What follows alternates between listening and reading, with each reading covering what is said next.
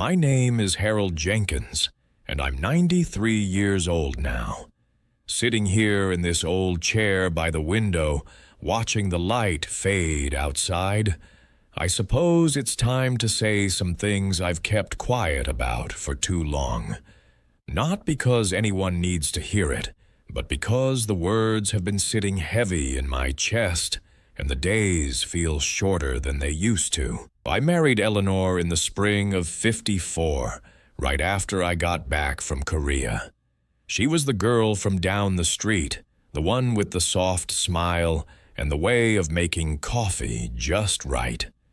We built a life together, the kind you see in those old pictures, kids running around the yard, holidays with too much food on the table, evenings on the porch swing as the sun went down. Everyone said we had it good, and I believed them. I believed it myself for a long time. We laughed at the same jokes. Jill finished each other's sentences, and when the kids left home, we settled into that quiet rhythm, like two old trees growing side by side. But there were moments, small at first, that I pushed aside, like the time in '67, when we were at her sister's wedding. Eleanor danced with her brother-in-law, and there was this look in her eyes, a spark I hadn't seen in years. I chalked it up to the wine, the music. But later that night, lying in bed, I heard her sigh in her sleep, a sound that wasn't quite content. I turned over and told myself it was nothing. Years went by like that. The kids grew up, moved away. We visited them on weekends, brought gifts for the grandkids. Eleanor always packed the car with care, folding clothes just so. But sometimes she'd stare out the window on the drive, her hands idle in her lap. Once, on the way back from seeing our son in Chicago, she said, "Do you ever wonder what else there might have been?" I laughed it off. He said we had everything we needed right here. She smiled, but it didn't reach her eyes. I didn't ask what she meant. Then there was that afternoon in the fall of '82. I came home early from the shop, and she was sitting at the kitchen table with an old letter in her hands. It was yellowed, postmarked from years before we met. She folded it quick when she saw me, said it was nothing, just sorting through drawers. But I saw the name on the envelope, some fellow from her college days. I didn't press her. We ate dinner in silence that night, the clock ticking louder than usual. As the decades piled on, those little cracks started to show more. Our 50th anniversary, the kids threw a party. Everyone toasted to our perfect life, but Eleanor barely touched her cake. Later, when we were alone, she looked at me across the room and said, "We've made it this far, haven't we?" There was a sadness in her voice, like she was asking a question she already knew the answer to. I nodded. I'd poured us both a drink, and we sat there without saying much else. She passed 5 years ago, quietly in her sleep. I found that letter again, tucked away in her jewelry box, along with a few others. They were from him, that college boy, talking about dreams they had, places they wanted to see. Nothing scandalous, just words that spoke of a life she might have chosen instead. Reading them, it hit me slow, like dawn creeping in. All those years, she stayed because that's what you did back then. You made a promise and kept it, but her heart had wandered elsewhere, even if her body never did. Our happiness, it was real in parts, but built on her silence, her way of making do.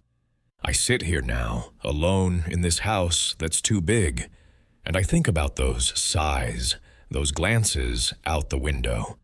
The cost of not seeing it sooner. Well, it's just the weight of time gone by, conversations we never had. She took her truths with her, and I'm left with mine, echoing in the empty rooms. If you're listening, maybe sit with your own quiet for a bit, or share a thought below if it feels right. Thanks for hearing an old man out. The house feels different now without her. The floors creak the same. The clock in the hall still ticks too loud at night, but the air is thinner somehow. I walk through rooms we shared for 60 years, and everything looks like it's waiting for something that won't come back. There was this one evening, maybe 10 years before she passed. We were sitting on the couch after supper, the television murmuring low. She reached over and took my hand, held it tighter than usual. Her fingers were cool. She said, "Harold, do you remember the night we got engaged?" I said, "Sure I did, under that big oak by the river, fireflies everywhere." She nodded, but then added, "I almost said no that night." She laughed a little, like it was a small thing, but her eyes stayed on the floor. I asked why she almost said no. She shrugged, said she was young, scared of settling. Then she changed the subject to the weather forecast. I let it go. I always let those things go. Another time, our daughter came to visit with the grandkids. They were playing in the yard, laughing. Eleanor watched them from the kitchen window, arms crossed. She said very quietly, "They look so free." I thought she meant the children. Now I wonder if she was talking about something else. I didn't ask. We never asked the hard questions. We were good at keeping the surface smooth. After she died, I started going through her things slowly. Not to find anything, just to feel close to her routine. In the bottom drawer of her dresser, under scarves and old handkerchiefs, were 3 more letters. Same handwriting as the first one I'd seen. The dates spanned from before we met until about 5 years into our marriage. The last one was short. It said he understood why she chose the steady path, that he hoped she was happy, that he'd always carry a piece of her with him. She never wrote back, at least not in the papers I found. I sat on the edge of our bed with those letters in my lap for a long afternoon. The sun moved across the quilt we bought in '59. I read them again, slower. There was no anger in his words, no pleading, just a gentle goodbye that never quite finished. And in her silence, she had answered him by staying with me. I think about how many evenings we spent together in this house, talking about nothing important, watching the same shows, sharing the same bed. It wasn't fake. Parts of it were warm, familiar, safe. But underneath, there was her carrying something alone, and me never noticing the weight of it. Or maybe noticing and pretending not to. Sometimes I catch myself speaking to her out loud when I'm making coffee. I tell her the garden needs weeding, that the grandkids called yesterday. I don't expect an answer.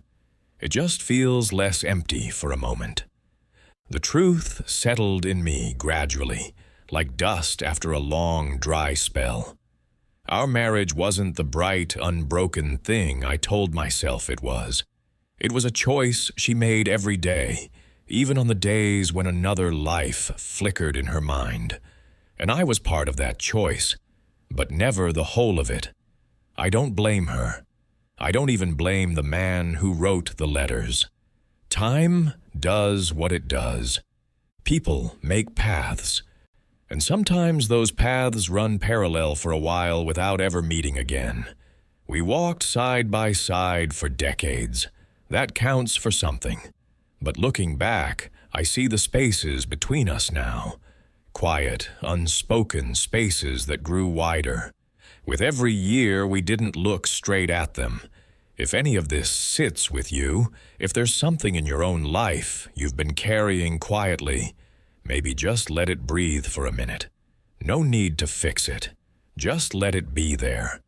And if you want, leave a word or two below. An old man appreciates the company. I keep the letters now in a small wooden box on the dresser. Not hidden anymore. Not that anyone comes looking. The grandkids visit sometimes, bring noise and light into the house for a few hours, then leave again. They ask how I'm doing. I tell them I'm fine, that the days pass. They don't press. They're kind that way. Last winter was hard.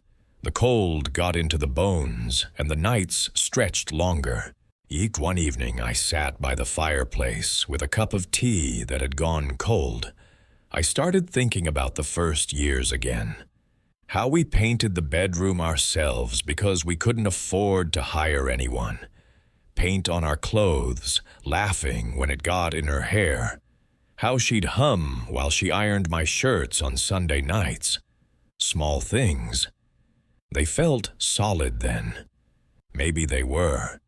Maybe the other feeling, the one that came later, was just the shadow of what might have been. I wonder sometimes if she ever told anyone. A sister, a friend over coffee. Or if she carried it the way I carry it now. Alone, turning it over in the quiet hours like a stone smoothed by a river. I never told her I knew.